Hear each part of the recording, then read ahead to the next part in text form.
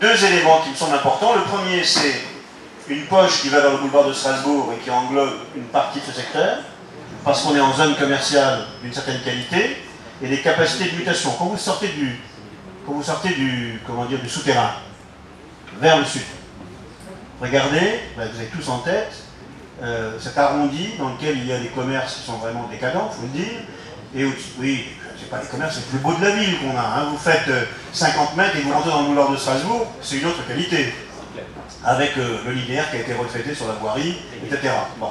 Mais là, vous avez à la fois au rez-de-chaussée des surfaces commerciales qui ne sont pas terribles, et au-dessus des bâtiments avec... c'est un peu bizarre. Là, par exemple, alors, quand, dans 5 ans, dans 8 ans, dans 10 ans, j'en sais rien, mais si on a un projet, enfin si on a une prospective de développement, il est évident que cette partie de la place de la gare doit muter. On a la grande nef, qui a quand même une certaine qualité architecturale, et puis là, on a quelque chose qui est complètement déqualifié, qui demanderait, en fait, comment dire, d'être réorganisé. Je vous rappelle que la gare d'Aulnay, 34 000 passages jour, et la gare la plus importante en nombre de passagers qui transitent de l'Île-de-France hors Paris intramuros. Oui. Et elle n'est pas appelée, en fait, à diminuer. Je parlais de toute façon des questions des bureaux. Depuis 5-6 mois, on a une demande croissante, exponentielle de bureaux. On en est déjà à 5 à 6 000 mètres carrés de bureaux qui nous sont demandés par différentes administrations, par exemple. Oui. Hier après-midi, monsieur le directeur des services fiscaux du département de Seine-Saint-Denis m'a appelé, enfin il m'a appelé à l'occasion d'autre chose, en me disant, écoutez, je vous rappelle, et là maintenant ça devient insistant, nous avons besoin de 2500 mètres carrés de bureaux près de la gare, pour y loger les 150 employés qui sont à Blanc-Ménil, vous savez, des impôts, oui, qui a été déplacé depuis maintenant une bonne douzaine d'années. Nous voulons venir à Aulnay, nous voulons être en centre-gare pour plusieurs raisons, de déplacement de nos agents, etc. On ne veut plus être dans la zone d'activité derrière Paris-Nord, Blanc-Ménil. Et donc, si vous avez des bureaux à notre disposition, on achète ou on loue, enfin voilà. Ils vous ont dit, ils ont même vu avec le Bonaparte qui était toujours vide. Oui, mais ils veulent venir à Aulnay, bien sûr. Parce qu'ils ne veulent plus rester dans ce secteur, ils ont envie de s'installer. Mais pas seulement, le service des domaines, que tout le monde connaît, nous a téléphoné. La CNAF nous propose, enfin nous demande 2000 m² de bureaux pour y installer leur service informatique, et ainsi de suite. Au point d'ailleurs que le bâtiment des acédiques que nous avons acheté il y a 2 ans, qui a été mis en vente par la société, pour y installer nos propres services. Vous savez qu'on a des services un peu partout, en dehors du centre administratif. On a des services dans des vieux pavillons qui nous coûtent très cher, le chauffage, l'isolation, etc. On voulait regrouper quelques-uns de nos services sur le bâtiment des acédiques qu'on a acheté. Nos services techniques avaient préparé, comment dire, l'ensemble de l'affectation de tous les personnels au nom près. Et 3 semaines avant qu'on fasse le déménagement, le directeur départemental de Pôle emploi m'a appelé en disant, écoutez, on a besoin de 2000 m² près de la gare, parce qu'on y installe 4 grands services du Pôle emploi. Des services spécialisés, de haut niveau, qui serviront à la ville, qui serviront peut-être aussi aux villes alentours. Et si vous avez... On a réfléchi un peu, et la mort dans l'âme pour nos services qui avaient déjà s'était mis, comment dire, dans l'idée de venir s'installer à cet endroit, eh bien on a repoussé cette installation à 3-4 ans plus tard, et on a accueilli le Pôle emploi, parce que c'est... D'abord, c'est de l'argent, bien sûr, mais c'est surtout 150 employés qui viennent s'installer, qui vont faire vivre un peu les commerces, les boulevards de Strasbourg, les cafés, les bars, les restaurants, etc. Bon, bref, voilà. Et donc, on a accepté de leur louer ce bâtiment. Voilà pour le centre-gare. Donc, vous voyez, une situation qui n'était pas évidente il y a 6 mois, une pression pour l'immobilier de bureau dans ce quartier. Et donc, ça doit nous faire réfléchir à l'évolution, bien évidemment, de ce linéaire du boulevard Gagny et du reste. Le traitement, évidemment, du boulevard de Strasbourg. Là aussi, il faut réfléchir à ce qu'on peut faire de ce boulevard pour lui redonner et de la qualité commerciale et aussi un environnement un peu plus solide.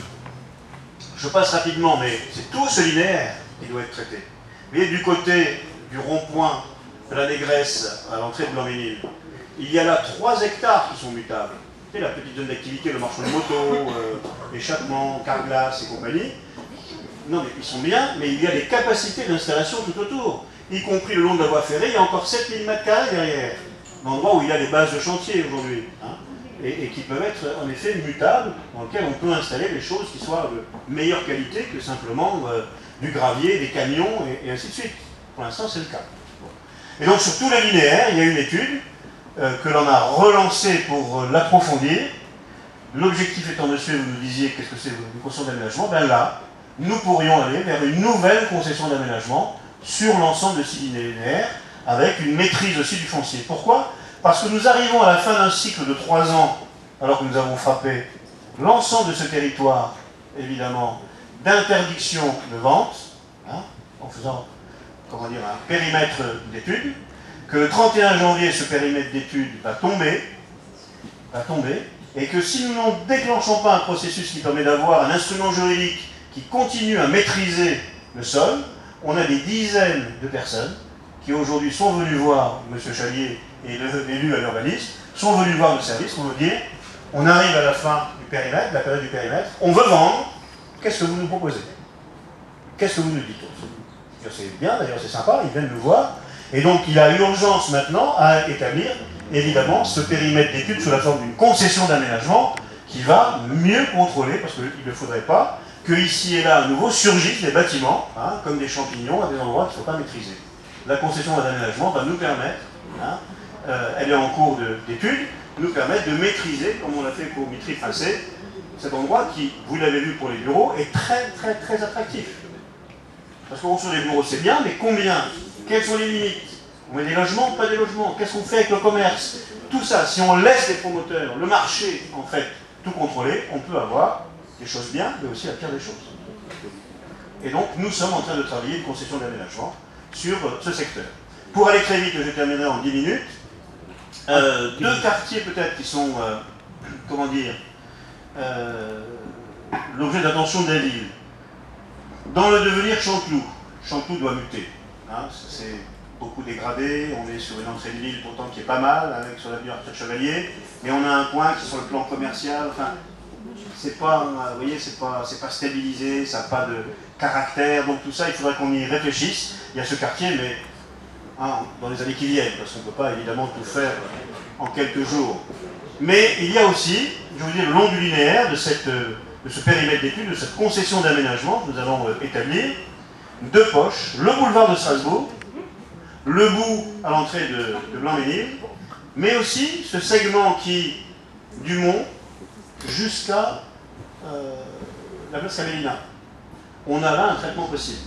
Pourquoi un traitement possible? Parce que on a des éléments, des outils que possède la ville. Quels sont ces outils?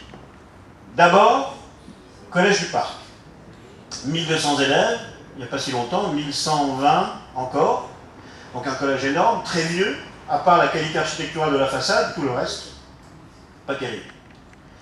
Nous avons obtenu la construction d'un 7e collège dans le cadre du plan du Conseil général, qui est dans le quartier d'Anneville, rue du Havre, rue de Toulouse, au milieu, accolé à l'école maternelle Neuville. On va en voir la maquette, là, elle est là, vous voyez. On peut zoomer sur la maquette, ça vaut le coup. Un peu plus près. Rapidement, ici le gymnase du Havre, enfin, avant, voilà. L'école maternelle qui est là, qui est là. Oui. C'est un peu écrasé informatiquement. Avant-après, on peut faire avant-après? Ouais. Le projet, quand même. Projet, vous l'enlevez. Sur l'aide d'onglet. Voilà. En ce moment, c'est comme ça. D'accord. Et après, le collège construit. Donc, un collège appelé l'école maternelle. Voilà. Le pavillon, hein, le pavillon actuel, l'école maternelle, enfin voilà. Et puis le terrain ici qui en partie est nu. Et sur l'autre, on avait les préfabriqués qui avaient servi à accueillir en attendant qu'on construise l'école. Et 2 ou 3 classes utiles. On peut avoir maintenant le bâtiment. Un équipement dans un quartier qui est un quartier qui a cette double contradiction, à la fois de vieillir, et on vieillit tard, et aussi de rajeunir par certains côtés, parce que de jeunes couples s'y installent. Et donc on a à la fois un vieillissement important, et en même temps, sur le plan démographique, être attentif au fait qu'un rajeunissement va amener des élèves, des enfants, etc. etc. qu'il faut donc qu'on se projette dans l'avenir pour pouvoir renforcer cette vie. Et puis un quartier qui est un quartier vieillissant dans lequel les petits commerces de proximité ont fermé au fil des 10-12 dernières années, petite boulangerie ici, etc. La seule boulangerie qui existe, et le gars qui l'a installée a un nez extraordinaire, c'est celle qui est ici, pardon, Oui, c'est là. oui, ici, là, au Carrefour.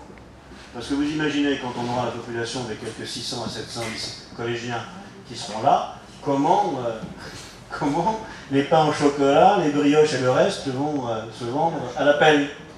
Bon, passons cet aspect des choses, mais c'est un moyen de relancer un peu le quartier, en le dynamisant un peu par ce collège, et donc d'apporter d'ailleurs, y compris à sa valeur comment dire, foncière, hein, évidemment, un plus, avec, pour aller très vite, dans le même quartier ici, la crèche de 40 berceaux que nous avons lancé. C'est la crèche, un accident, et donc il y a eu enquête judiciaire pour déterminer les causes, les conditions de l'accident. Le chantier va réouvrir. Et puis d'examiner, parce qu'il y a un pan de mur qui est tombé, et donc il a fallu faire toute une grille radiologique du béton, etc., pour être sûr qu'il n'y ait pas de fissure. Donc le chantier va repartir. La crèche, un nouveau équipement pour les centres de loisirs dans le quartier, et puis le nouveau collège. Donc un petit élément, un petit coup de pouce pour que le quartier reprenne un peu une partie de la vie qui existait dans le quartier ici. Et puis je parlais tout à l'heure du quartier Camélina. Le collège du Parc n'aura plus besoin d'accueillir 1100 ou 1200 gosses. Donc ça veut dire que l'on peut le reconstruire sur lui-même par opération tiroir, garder la façade qui est très belle et qui d'ailleurs est classée, mais en revanche composer l'arrière du collège en faisant un cours d'architecture qui va être intéressant, en fait un nouveau collège avec une façade conservée mais intégrée à une modernité de construction derrière. Et puis surtout, là aussi un accident mais plutôt positif de l'histoire, vous savez, du côté de la charcuterie. Côté charcuterie, donc je ne sais plus où on est. Mais c'est la place Camélina, on voit ce qu'on est. Le collège est où là? À côté de droite. Oui, voilà, le collège du Parc ici. Donc ici, la place ici. Voilà, cette portion-là, vous voyez, une dame, avant son décès, a fait cadeau à la ville des 4 pavillons, donc une bonne portion de foncier, pour peu qu'elle utilise à des fins d'équipement public. C'est la condition. Et donc ça nous permet de réfléchir à la restructuration de la place, d'autant que nous n'aurons plus besoin d'un des tiers du collège, plutôt la partie barreau, qui est un vieux préfa, pas terrible. Et donc entre barreaux que nous pourrions raser, pour y faire quoi? Ça se réfléchit. Cette portion dont je viens de vous parler, qui est sur la place, où on réfléchit, donc pour l'instant on n'a pas de projet, mais c'est du foncier extrêmement intéressant. L'idée étant de recomposer la place Camélina en lui donnant, en faisant disparaître les voitures, l'allure d'une petite place de campagne, de village de campagne. Voilà l'objectif. Et de refaire un écoquartier sur le triangle en intégrant les 2 parties de foncier dont je vous parlais, barreau d'une part, et les 4 pavillons, très vieux pavillons, un peu pourris d'ailleurs, qui sont dans le don que la dame nous a fait il y a 2 ans. Donc voilà, mais ça ce ne sera pas pour demain matin, c'est un des objectifs qui est posé et que nous, si on a les moyens, d'autres, un peu plus tard, nous verrons, peuvent réaliser. Mais en tout cas, c'est dans les plans de développement que nous avons inscrits dans la concession d'aménagement, comme un des objectifs à réaliser, maintenant après discussion, promoteur, machin.